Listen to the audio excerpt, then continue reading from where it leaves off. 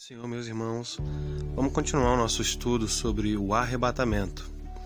Vamos lembrar aquelas nossas 4 palavrinhas: trombeta, nuvens, vinda, parúzia. Parúzia fala da vinda visível do Senhor, aquela que todo olho verá, e ressurreição. Nós vamos estar analisando 4 passagens das Escrituras que vão nos falar sobre essas 4 palavras muito importantes para a gente entender sobre o arrebatamento. Em 1 Tessalonicenses capítulo 4, nós vamos falar sobre o arrebatamento. Em 1 Coríntios 15, nós vamos ver quando será o arrebatamento. Em Apocalipse 11, nós vamos ver onde. E em Mateus 24, nós veremos se o arrebatamento será antes ou depois da tribulação. Vamos começar lendo 1 Tessalonicenses capítulo 4. Vamos começar do versículo 15, que diz assim: Dizemo-vos, pois, isto, pela palavra do Senhor, que nós, os que ficarmos vivos para a vinda, a palavra ali é parúzia, a vinda visível do Senhor.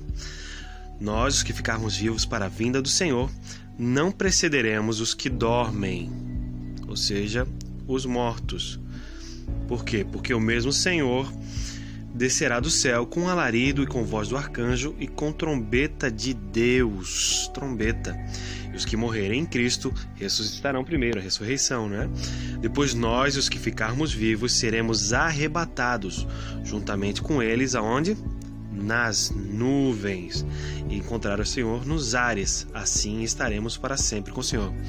Nós vemos que não é no céu onde Deus habita, mas nos ares, nas nuvens. Então nós vemos aqui nessa passagem de 1 Tessalonicenses as 4 palavras: trombeta, nuvens, vinda, parúzia, ou seja, a vinda visível de Jesus Cristo para reinar, e ressurreição. Nós vamos ver que essas 4 palavras, elas também estão nessas outras 3 passagens que nós vamos ver. Em 1 Coríntios 15, nós vamos ter mais revelação. A revelação vai se expandir. Veja só. Eis aqui vos digo um mistério. Na verdade, nem todos dormiremos, ou seja, morreremos, mas todos seremos transformados.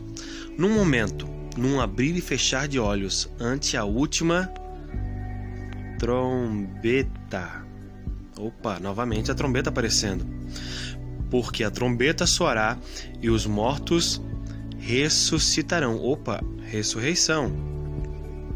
Então, nós vemos que essa passagem está falando sobre o mesmo assunto de 1 Tessalonicenses 4, sobre o arrebatamento. Então, tanto 1 Tessalonicenses 4 como 1 Coríntios 15 falam do mesmo assunto. Só que 1 Coríntios 15, ela vai falar algo a mais da trombeta do que 1 Tessalonicenses 4.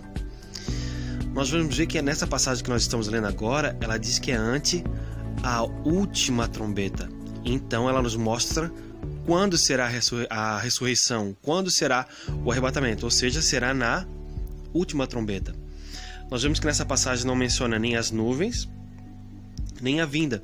Mas se você ler um pouquinho antes, lá em 1 Coríntios 15, o 23, vai dizer assim, ó.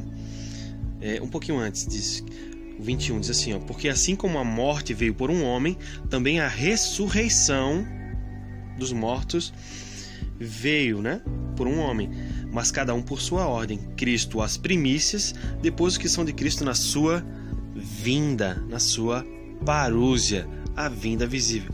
Então nós vemos que também tem a vinda, embora ali nessa passagem não apareça sobre nuvens.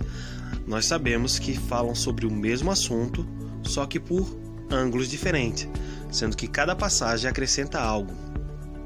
Então, na passagem de 1 Coríntios 15, vai nos dizer aonde será, quando será o arrebatamento, ou seja, na última trombeta.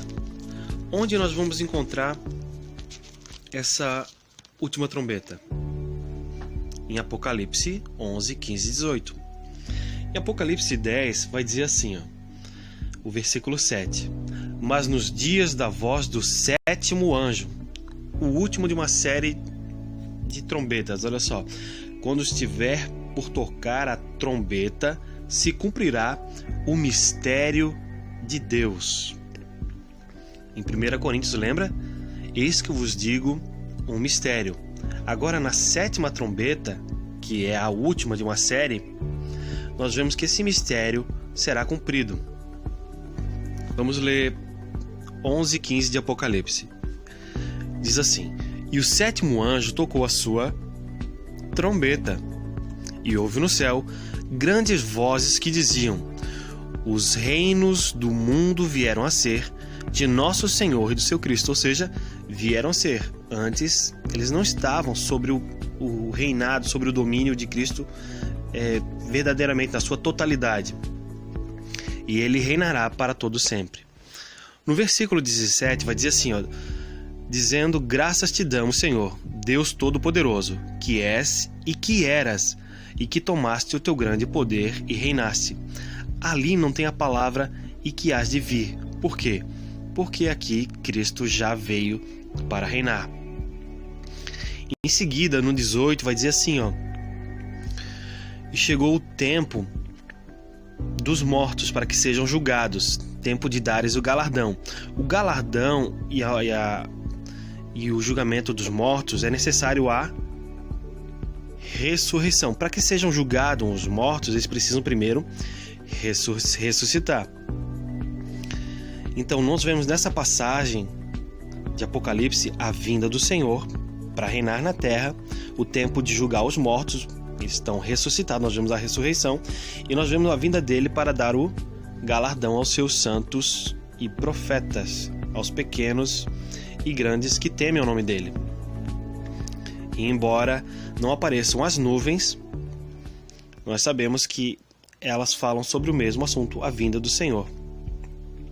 Agora nós vamos ver, para finalizar, se ele vai ser antes ou depois da tribulação. Para isso a gente vai estar conferindo Mateus capítulo 24, que diz assim: Porque assim como o relâmpago sai do oriente e se mostra, se faz visível, brilhante, esplendor, poderoso, até o ocidente, assim será também a vinda, a parúzia, ou seja, a vinda visível do Filho do Homem. Porque onde quer que estiver o cadáver, ali se ajuntarão as águias. Para entender esse texto das águias, veja Apocalipse 19. E logo depois da aflição daqueles dias, ou seja, logo depois da tribulação, não antes, não na metade, mas logo depois da tribulação, o sol escurecerá e a lua não dará a sua luz, e as estrelas cairão do céu, e as potências dos céus serão abaladas. Então aparecerá no céu o sinal do Filho do Homem, e todas as tribos da terra se lamentarão, e verão o Filho do Homem vindo sobre as nuvens, as mesmas nuvens do arrebatamento de 1 Tessalonicenses 4. E o que vai acontecer? E ele enviará os seus anjos com rijo clangor de trombeta, os quais ajuntarão, reunirão os seus escolhidos. Isso é o arrebatamento. E para que haja esse arrebatamento dos escolhidos de Deus, tanto os vivos têm que ser transformados, como os mortos precisam ressuscitar. Embora a passagem não fala sobre ressurreição, nós sabemos que eles precisam ressuscitar para se reunirem com o Senhor. Então fica claro, irmãos, o arrebatamento, tanto em 1 Tessalonicenses, 1 Coríntios, Apocalipse e Mateus 24, estão falando todos do mesmo evento. É o mesmo evento visto por ângulos diferentes. Então, com isso, nós conseguimos responder aquelas perguntas. O arrebatamento e a vinda de Cristo são em momentos diferentes, distintos? 7 anos depois, o arrebatamento num momento e a vinda dele 7 anos depois? Não. Tanto o arrebatamento como a vida do Senhor se acontecerão no mesmo tempo. E a segunda pergunta era: será secreto ou todo olho verá? Nós vimos a parúzia, a vinda do Senhor, ela não é secreto. Eis que venho com as nuvens e todo olho verá. Será que ela é... A terceira pergunta dizia: será que era antes ou depois do arrebatamento? antes ou depois da grande tribulação. Nós vimos que o arrebatamento, nessas passagens, tanto em Apocalipse 11, que fala da sétima trombeta, ou seja, depois da grande tribulação, como Mateus 24, que fala depois da tribulação, vem a vinda do Senhor.